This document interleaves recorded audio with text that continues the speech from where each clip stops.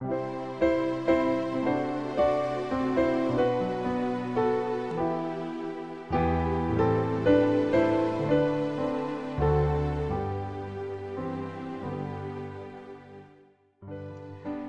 pagi, mari kita mengawali hari ini dengan mendengarkan firman Tuhan dari buku Renungan Pagi Pulang ke Rumah yang ditulis oleh Ellen G.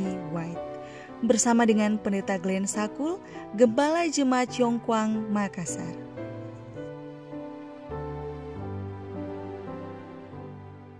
Shalom, selamat pagi. Mari kita berdoa untuk meminta hikmat dari Roh Kudus Tuhan. Ya Allah kami yang di sorga, ketika kami mendengarkan firman-Mu di pagi ini, kiranya Roh Kudus Tuhan memberikan kami hikmat dan kuasa. Di dalam nama Yesus kami berdoa. Amin. Renungan pagi 3 November 2020 dengan judul Iblis Dikeluarkan. Ayat inti, dan naga besar itu, si ular tua yang disebut iblis atau Satan, yang menyesatkan seluruh dunia, dilemparkan ke bawah. Ia dilemparkan ke bumi bersama-sama dengan malaikat-malaikatnya. Wahyu 12 ayat 9. Keterangan, semua penghuni surga dipanggil untuk tampil di hadapan Bapa agar setiap kasus ditentukan. Iblis tanpa malu-malu memberitahukan ketidakpuasannya bahwa Kristus lebih baik daripada dia.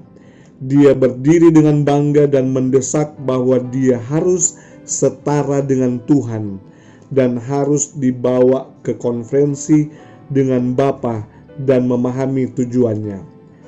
Allah memberitahukan kepada iblis bahwa hanya kepada putranya sendiri dia akan menyatakan tujuan-tujuan rahasianya, dan dia mengharuskan semua keluarga di sorga, bahkan iblis, untuk menyerahkan kepadanya ketaatan yang implisit dan tidak dipertanyakan.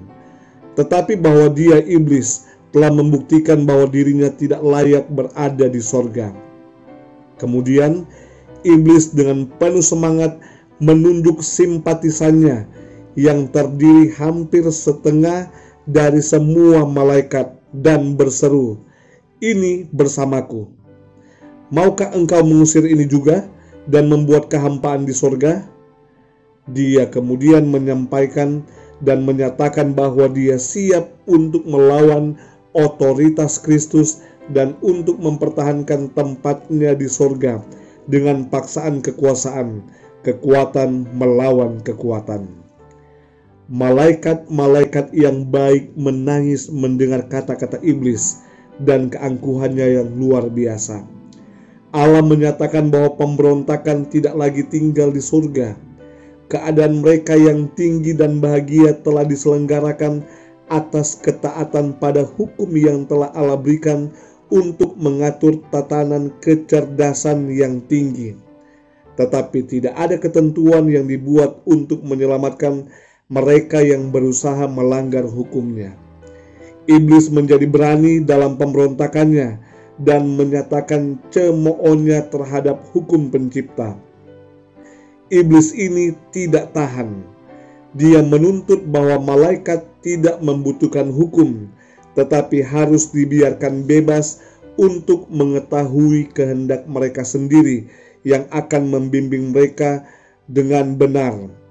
Hukum itu adalah pembatasan kebebasan mereka, dan bahwa untuk menghapuskan hukum adalah salah satu objek hebat dari kedudukannya seperti yang telah dilakukannya. Dia berpikir bahwa kondisi para malaikat perlu ditingkatkan. Tidak demikian dengan pikiran Tuhan yang telah membuat hukum dan mengagungkannya sama dengan dirinya. Kebahagiaan seluruh malaikat terdiri dari ketaatan sempurna mereka terhadap hukum. Semua memiliki pekerjaan khusus yang ditugaskan kepada mereka, sampai iblis memberontak. telah ada keteraturan sempurna dan tindakan harmonis di surga.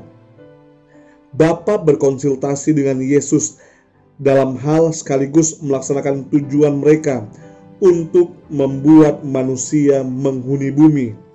Dia akan menempatkan mereka dalam masa pencobaan untuk menguji kesetiaan mereka sebelum mereka dapat dijadikan aman sampai kekekalan. The Spirit of Prophecy, jilid 1, halaman 22 dan 23.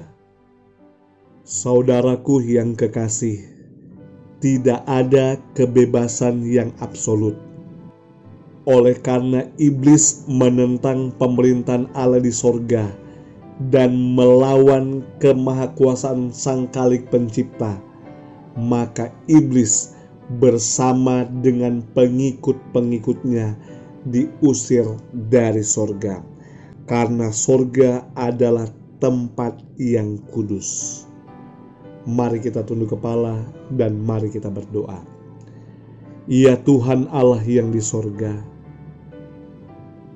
firman-Mu pada pagi hari ini memberikan panggilan juga kepada kami, agar kami menuruti apa yang Allah kehendaki, karena itu adalah benar, baik, kudus, dan mulia.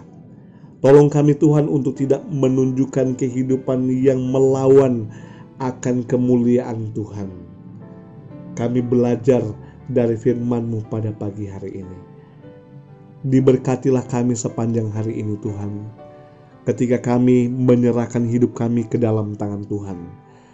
Marilah Tuhan tetap menyertai dan memberkati kami sepanjang hari ini.